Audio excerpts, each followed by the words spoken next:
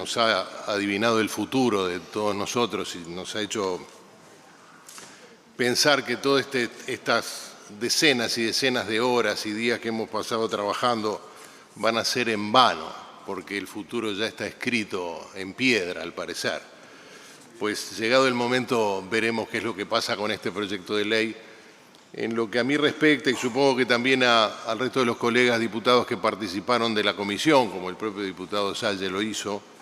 colaborando bastante con sus aportes y sus criterios, nos hacemos cargo de lo que discutimos y de lo que votamos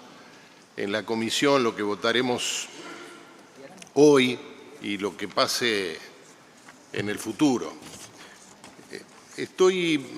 bastante complacido, como lo ha dicho el propio presidente de la comisión y algunos compañeros de la oposición, con el tipo de trabajo que realizamos en la comisión, recibiendo a decenas de delegaciones, escuchándolos y tratando, además de aprender sobre un tema muy específico y muy complejo, de hacernos eco de aquellas demandas que considerábamos adecuadas. Entre otras cosas, porque como dijo el diputado Garlo,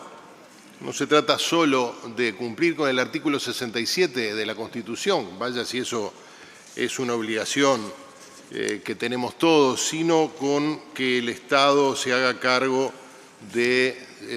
citando el artículo 22 de la Declaración Universal, decía el diputado Garlo, de su responsabilidad de supervisar, controlar y regular el sistema de funcionamiento, de los sistemas o subsistemas de seguridad social, un aspecto en el cual el sistema político uruguayo ha estado claramente omiso o ha dilatado su involucramiento. Decía el informe, en mayoría, que este proyecto está lejos de ser una versión única y cerrada del Poder Ejecutivo o de la bancada oficialista,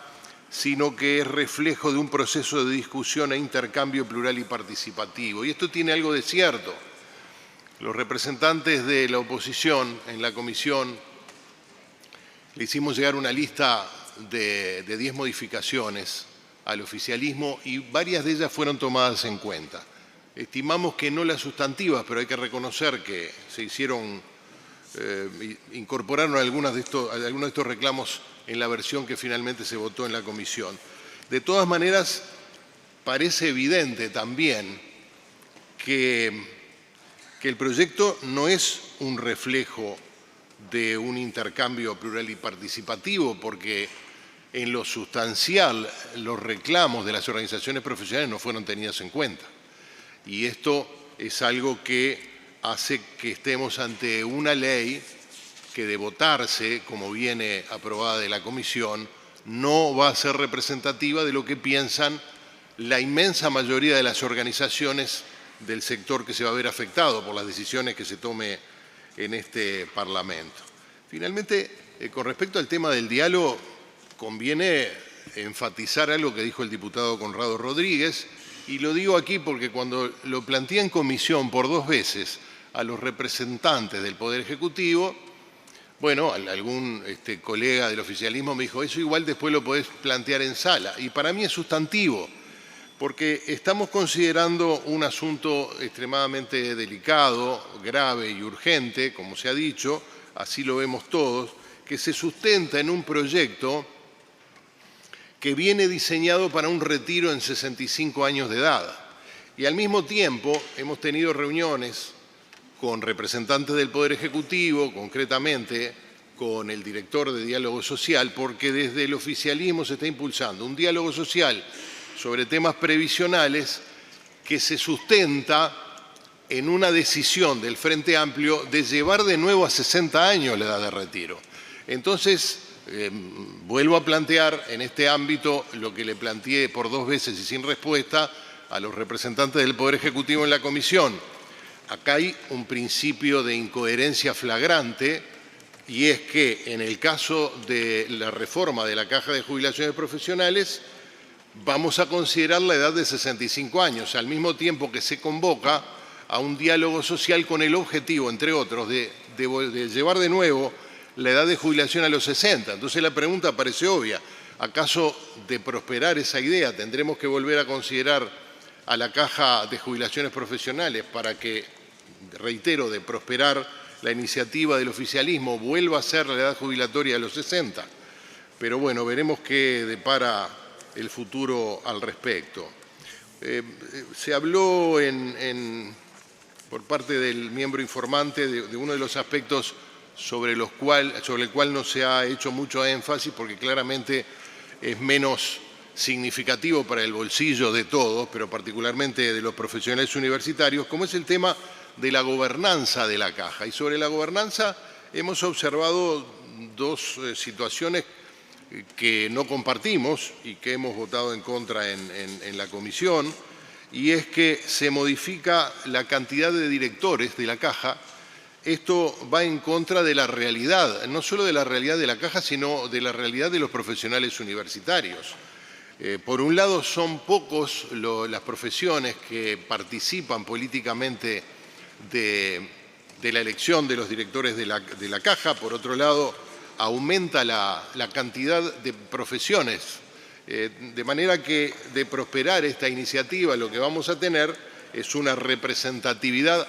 aún más reducida, ya no solo porque son pocos los universitarios que, estando en condiciones, participan de la elección de autoridades, sino porque además se reduce la cantidad de los representantes. Es decir, vamos a tener una Caja donde va a estar más representado el Poder Ejecutivo y donde van a estar menos representados los directamente involucrados, lo cual, desde nuestra perspectiva, daña lo sustancial de tener una Caja, que es la propia autonomía. Con respecto a esto, el Ejecutivo en su proyecto plantea, y en la fundamentación que se ha hecho, que como va a haber una mayor asistencia del Estado, entonces los representantes del Poder Ejecutivo y el Poder Ejecutivo en general merecen tener una mayor incidencia sobre temas claves. Esto tiene cierta lógica que no cuestionamos. Sin embargo, entendemos que se ha ido más allá de lo conveniente. Por ejemplo,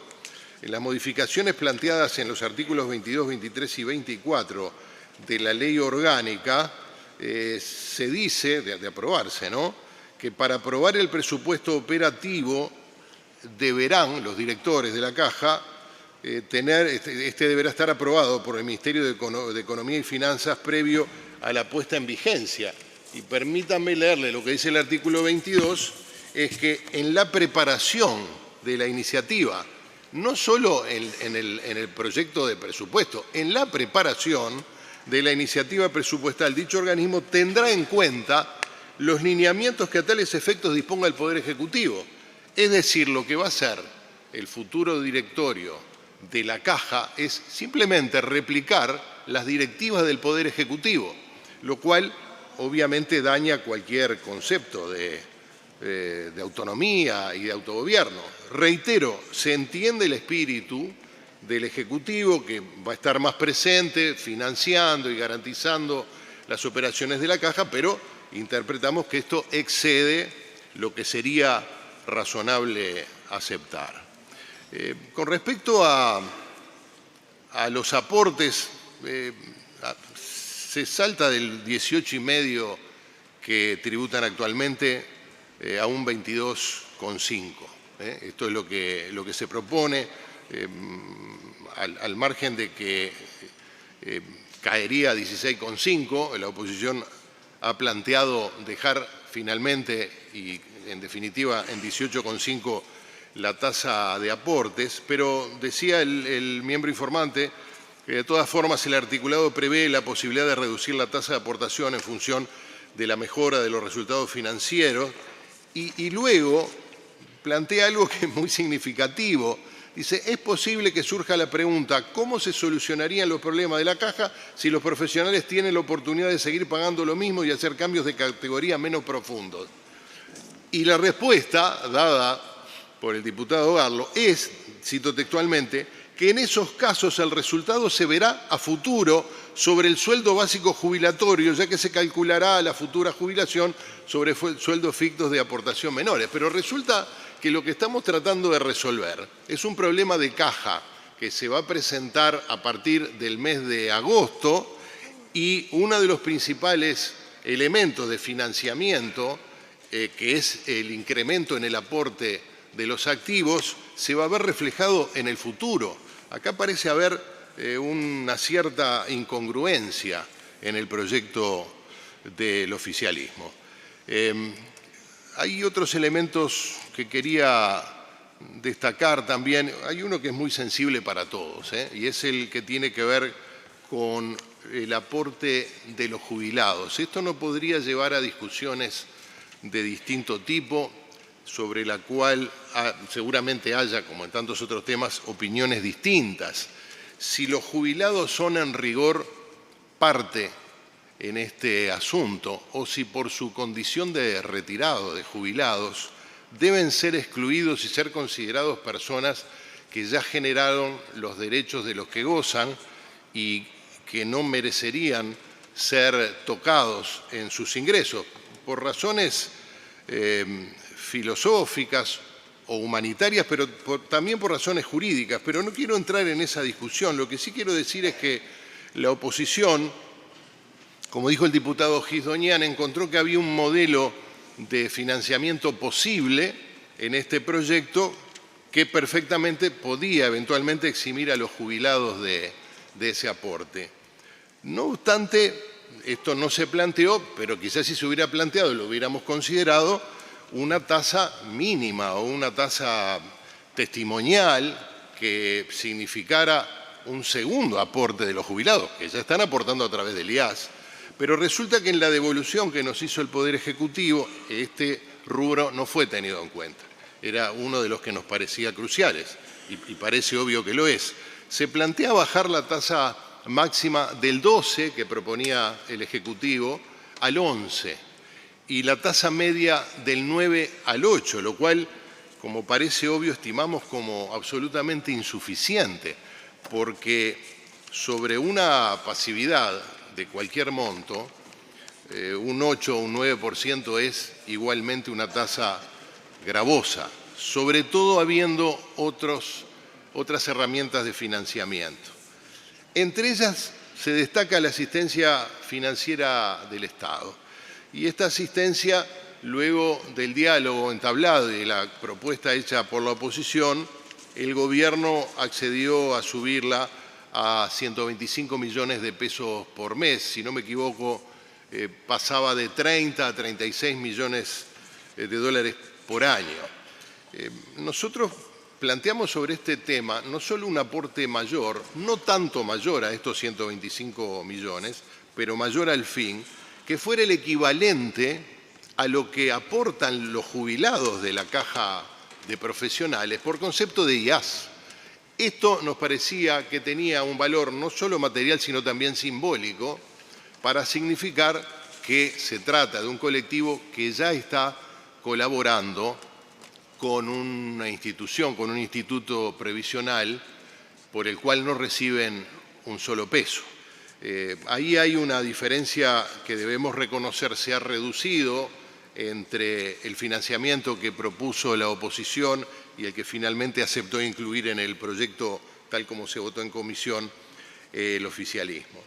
El otro asunto que ha sido crucial en toda esta discusión ha sido el de los timbres. Y esto también involucra consideraciones técnicas y políticas y hasta diríamos filosóficas, porque es una de las vías por las cuales se plantea que la sociedad va a ser parte del rescate de la caja de profesionales. Eso es cierto. También es cierto que la mayoría de los timbres han quedado en cifras extraordinariamente bajas para cualquier nivel de ingresos. Y también es cierto que estas erogaciones son la consecuencia de, o se generan cuando el usuario necesita, demanda, la intervención de un profesional universitario. No es que toda la sociedad todo el tiempo esté pagando a la caja de profesionales, sino únicamente cuando esto es necesario porque interviene un profesional. Esto ha sido extremadamente significativo para la recaudación de la caja históricamente y viene a sustituir la falta de un aporte patronal, que como bien explicó el diputado Garlo, estaba en el origen de la creación de la Caja, eran profesionales independientes, no tenían patrones y tampoco quien hiciera ese tipo de aportes. Resulta que el descalce, acá hay dos elementos, uno es el criterio con el cual se actualiza y otro es el monto de los timbres, derivados también de ese criterio. El descalce producido, como se le llama, no es de 600 millones, creo que el diputado Salle hizo referencia a la cifra final que perdió de recaudar la Caja por conceptos del descalce, es decir, del dinero que no ingresó porque estaba pagando jubilaciones y pensiones por el índice medio de salarios y estaba recibiendo ingresos por el IPC, que es un criterio distinto y al menos en el largo plazo generó una pérdida de ingresos que, actualizada según el interés que podría haber generado la utilización, la inversión financiera de ese dinero, arroja nada menos que 600 millones de dólares. Ahora, en el proyecto del Ejecutivo no se resolvía del todo este problema, ni se resolvía definitivamente el criterio por el cual se actualizan los timbres, ni mucho menos la recuperación de todo el dinero que la Caja dejó de recibir. Con respecto al primero, hay que reconocer que el Ejecutivo escuchó no solo los planteos de la oposición, sino también de las propias asociaciones profesionales y aceptó el criterio de la actualización por el índice medio de salario. Pero es necesario actualizar esos timbres porque ahí tenemos una de las vías por las cuales podemos hacer finalmente o arrimar o aproximar a la Caja a su sustentabilidad genuina. Estos son algunos de los aspectos fundamentales de este proyecto que nos han llevado, como decía, a presentar 10 modificaciones, algunas de las cuales fueron aceptadas por el Poder Ejecutivo y están reflejadas en el proyecto que salió de comisión y otras en las que tenemos naturalmente una mirada distinta. Quería finalmente hacer referencia a algo que se dijo, que creo que fue el propio diputado Garlo y también el diputado Conrado Rodríguez, y es a la sospecha o a la insinuación de que estaríamos frente a un conjunto de personas privilegiadas de la sociedad. Y esto creo que tenemos que decirlo con mucho énfasis. Por cierto que hay responsabilidades de los sucesivos ejecutivos en no haberse percatado o en no haber actuado con respecto, entre otras cosas, a este descalce. Por cierto que los trabajadores de la Caja, con su propio dinero, al menos hasta ahora, tuvieron un cálculo jubilatorio diferente y mucho más beneficioso que el del BPS. Pero no debe quedar ninguna duda en esta Cámara de que contar, como cuenta el Uruguay,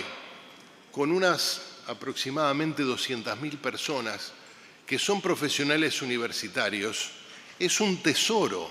y es parte de la solución. Se trata de aquel segmento de la población uruguaya que dedicó más horas al estudio, que sacrificó más tiempo, seguramente quitándoselo a la vida familiar, al esparcimiento, que destinó incluso más dinero a cultivar su propia profesión y que está asociada a la generación de riquezas. ¿Qué otra cosa o en qué otro lugar podríamos encontrar personas que tienen la idoneidad como para ayudarnos a desarrollar el país en la economía del conocimiento, sino en este sector que es justamente el que ha acumulado más conocimiento? De manera que debemos ser también muy cuidadosos en este sentido de darle una alternativa a esta porción de la población uruguaya, por cierto minoritaria en Uruguay como en cualquier parte del mundo, porque han sido aquellas personas de entre nosotros que han dedicado más tiempo, más energía al estudio y probablemente, al menos en términos promediales, esto explique por qué han tenido un nivel de ingresos también superiores al resto, como ocurre en cualquier parte del mundo. Esto me parece importante decirlo porque ahora, es cierto, Otros sectores de la sociedad, indirectamente o directamente a través de los timbres, van a tener que poner un dinero que no estaba previsto porque la Caja llegó a un punto en el cual no pudo hacerse cargo de sus erogaciones. Pero mal haríamos en considerar que estamos frente a un conjunto de personas privilegiadas. Muchas gracias, señor presidente.